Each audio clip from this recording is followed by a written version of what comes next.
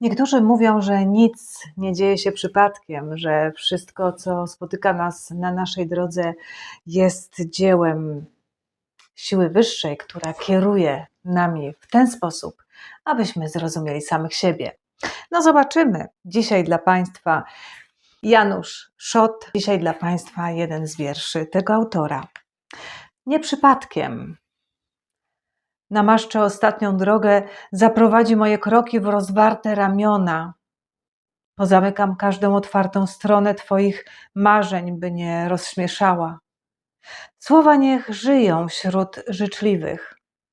Potem rzucę garść wersów, by kiedyś rozkwitły.